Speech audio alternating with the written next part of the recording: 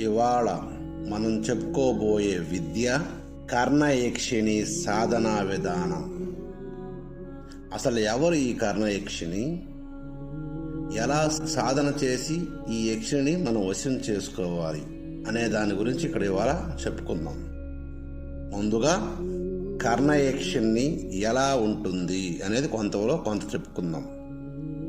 ఈ కర్ణయక్షిని ఎప్పుడు కూడా గంగరావి అనే ఒక చెట్టు మీద నివసిస్తూ ఉంటుందని గుర్తుపెట్టుకోండి. ఈ యక్షిని 4 అడుగుల కంటే ఎత్తుండదు. ముఖం చాలా అందంగా ఉన్నా నవ్వితే మాత్రం చాలా వికృతంగా ఉంటుంది. అది ఎలా అంటే, ఆవిడికి 2 వరుసల పళ్ళు ఉంటాయి, కింద పైన మొనతేలి ఉంటాయి. అంటే మనకి 32 పళ్ళు అనుకుంటే ఆమెకు 66 పళ్ళు ఉంటాయి. ఆమె శరీరం మొత్తం లేత బూడిద రంగులో మెరుస్తూ ఉంటుంది.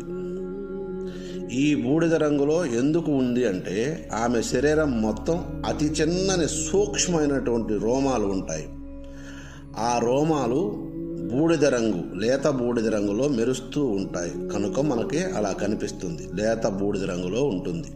ఈవిడ పైన ఏమీ కప్పుకోదు, నడుము వరకు. నడుము కింద నుంచి అందమైన డ్రెస్ వేసుకుని దానికి తగు ఆభరణాలు వేసుకుని ఉంటుంది. నడుము కింద వరకు మాత్రమే వేసుకుని ఉంటుంది. ఈ యక్షిని స్తనములు తోలు తీయని పెద్ద కొబ్బరికాయల్లాగా సాగబడి ఉంటాయని గమనించండి. ఈవిని ఇలాగే కనిపిస్తుంది, సాధకులందరికీ కూడా ఇలాగే కనిపిస్తుంది. ఆ మంత్రాన్ని ఎవరైతే సాధన చేస్తారో, ఈ కర్ణయక్షిని ఎవరైతే సాధన చేస్తారో వాళ్ళందరికీ ఇలాగే కనిపిస్తుంది. ఎవరైనా ఈ సాధన చేయాలనుకుంటే వాళ్ళు ఖచ్చితంగా సాహసికులై ఉండాలి. పిరికి వాళ్ళు ఈ సాధన జోలికి వెళ్ళొద్దు అని గుర్తుపెట్టుకోండి. ఈ సాధన చేయాలంటే అరణ్యంలో కావచ్చు, నదీ పరివాహ ప్రాంతాల్లో కావచ్చు, వాగులు వంకల పక్కన కావచ్చు, ఎక్కడైనా సరే గంగరావి చెట్టు ఉన్న చోట ఈ సాధన చేసిన వాళ్ళకి ఖచ్చితంగా ఈ యక్షిని పలుకుతుందని తెలుసుకోండి. ఆశపడి ఈ యక్షిని జోలికి వెళ్ళకండి. పిరికి వాళ్ళు ఈ మంత్రం జోలికి అస్సలు వెళ్ళకండి. మేము ఇక్కడ చెప్పేది విని హ్యాపీగా అమ్మయ్య చేసేసాం అనుకుని దుప్పట కప్పుకొని పనుకోండి. పిరికి వాళ్ళు మాత్రం.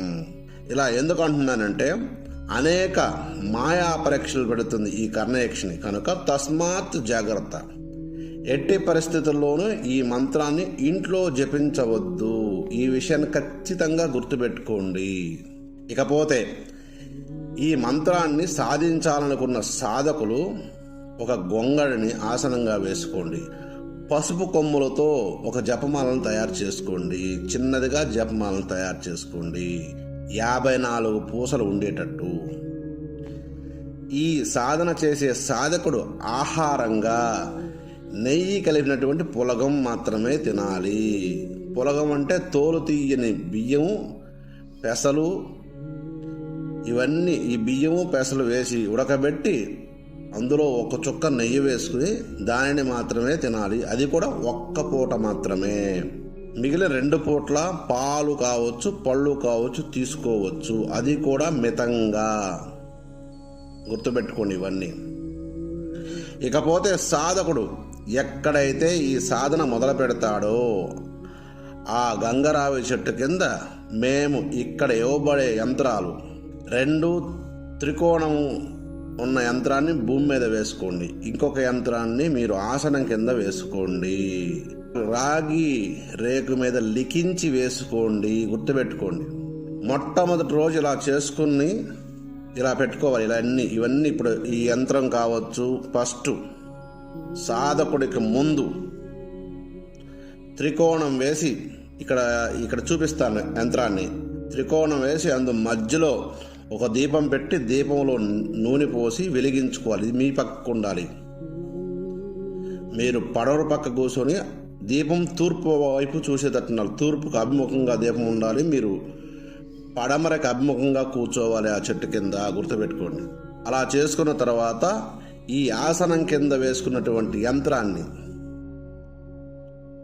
ఎప్పుడు కూడా ఆ ఆసనాన్ని ఎవరూ కదిలించకూడదు. ఇలా ఈ సాధన 33 రోజులు ఉంటుంది. రోజుకి 2500 మంత్ర జపం ఉంటుంది. సాధనా సమయం సాయంత్రం సమయంలో సూర్యాస్తమయానికి సమయంలో మొదలు పెట్టాలని గుర్తుపెట్టుకోండి. సాధకుడు తెల్లని వస్త్రాలు మాత్రమే ధరించాలి. ఈ 33 రోజుల్లో ఈ కర్ణయక్షిని అనేక పరీక్షలు పెట్టి వాటన్నిటినీ చెలించకుండా ఉన్న సాధకుడికి మొట్టమొదటగా మేము చెప్పినటువంటి ఆకారంలో ఆరోపంలో సాధకుడికి వద్దకు వచ్చి నిలబడను. అప్పుడు సాధకుడా నీ కోరిక ఏమని అడుగుతుంది. సాధకుని మాతృభాషలోనే అడుగుతుంది. గుర్తుపెట్టుకోండి. మీది హిందీ అయితే హిందీ, ఇంకే భాష అయినా సరే, తెలుగు అయితే తెలుగు, మలయాళం అయితే మలయాళం, కన్నడ అయితే కన్నడ, ఏ భాషలో మీ మాతృభాష ఏది ఉందో ఆ మాతృభాషలోనే అడుగుతుంది. అప్పుడు సాధకుడు ఈ విశ్వంలో జరుగుతుండే ప్రతి విషయం నా కంటికి కనిపించినటువంటి ప్రతి విషయం నువ్వు నాకు చెప్పాలి, నువ్వే నాకు చెప్పాలి అని అడగండి. అది కూడా మీ మాతృభాషలోనే అడగండి. అలా అడిగిన వెంటనే సాధకుడి చేతిలో ఒక చిన్న దీపం కుందెని యక్షిని ఇస్తుంది. లోహ నిర్మితమైంది ఆ కుందెన. ఇలా ఇచ్చినటువంటి ఈ లోహపు దీపపు కుందె, ఆ దీపంలో విప్ప నూనె పోసి ఒత్తివేసి నీకు అవసరం అనుకున్న ప్రతిసారి దీపం వెలిగించి ఈ మంత్రాన్ని 11 సార్లు జపించగానే ఆ దీపపు కాంతిలో నీకు యక్షిని కనిపించి నువ్వు అడిగిన ప్రశ్నన్నిటికీ సమాధానం చెబుతుంది అని గుర్తుపెట్టుకో సాధకుడా. ఇవన్నీ కొంచెం రిస్క్తో కూడినవి కాబట్టి జాగ్రత్తగా ఆచితూచి అడిగేయండి. ఇక్కడ మేము చెబుతుండేది తెలుసుకోండి విద్య గురించి అని మాత్రమే. ఒకవేళ మీరు ఉత్సాహవంతులే ట్రై చేయండి, తప్పులేదు. మంత్రం చెబుతున్నాను, సావధానంగా వినండి. ఓం క్లీం బృహద్వకన్యా క్లీం హ్రీం క్లీం కర్ణవజసి ఆగచ్చ హాం పట్ స్వాహ అనే ఈ మంత్రంతో ఈ మంత్రాన్ని ప్రతిరోజు 2500 జపం, ఇలా 33 రోజులు అనేక కఠిన పరీక్షలను ఎదుర్కొన్న తర్వాత పైన మేము చెప్పిన రూపంలో ఈ కర్ణయక్షిని కనిపించి మీతో మాట్లాడుతుందని గుర్తుపెట్టుకోండి. ఇకపోతే ఈ సాధనని పెళ్ళైన వాళ్ళు మాత్రం కొన్ని కఠిన నియమాలు పాటిస్తూ ఈ సాధన చేయవలసి ఉంటుంది. పెళ్లి కాని వాళ్ళు మాత్రం మేము చెప్పినట్టు చేసుకోవచ్చు. ఈ వీడియోలో యంత్రాలు పెడతాము, అవి మీరు చూసుకొని రాగి రేకు మీద రాసుకొని ఆసనం కింద ఒకటి, మీ ఎదురుగా ఒకటి, ఇక్కడ చెప్పున్నాను దీంట్లో 1కి 10 సార్లు వీడియో విని చేసుకోండి. ఇలా చేసుకొని ఈ యక్షిని ప్రీతి పొందండి. యక్షిని మీకు బానిస కాదు, గుర్తుపెట్టుకోండి. మీకు బానిస వశమైపోయింది అనుకుంటే భ్రమలో ఉంటారు మీరు. ఈ యక్షిని ఎప్పుడు కూడా వీరులైన మానవులకి హితం చేకూరుస్తుంది. వీరులంటే ఎవరు? ఆ యక్షిని సాధించుకున్న వ్యక్తే వీరుడు. ఎవరైనా కావచ్చు. వీరుడంటే కండలు తిరిగి ఉండబడలేదు, గుండె బలం ఉంటే చాలు వీరుడికి. కండలతో పని లేదు, గుండె ధైర్యం కావాల్సింది. సాధకుల్లో కావాల్సింది మొట్టమొదటగా మనోనిబ్బరం, గుండె ధైర్యం. మనసు అకావికలంగా ఉండకూడదు, గుండె అకావికలం అవ్వకూడదు. గుర్తుపెట్టుకోండి సాధకులారా. ఇవన్నీ మీరు ఉన్నప్పుడు మాత్రమే ఇటువంటి ఉగ్ర సాధనలోకి లేదా ఇటువంటి యక్షిణీ సాధనలోకి రండి.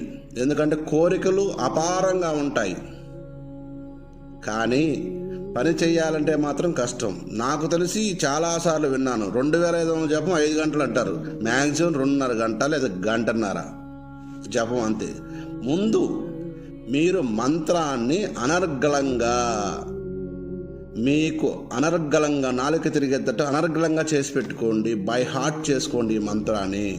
అప్పుడు మాత్రమే మీ సాధన నిరాటంకంగా జరిగిపోతుంది. కనుక సంఖ్యను పెట్టుకోవద్దు.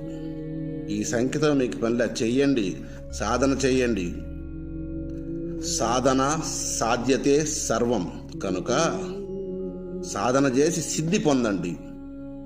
పిరికి వాళ్ళు మాత్రం ఈ సాధన జోలికి వెళ్ళకండి, దయచేసి గుర్తుపెట్టుకోండి. సర్వే జనా సుఖినో భవంతు.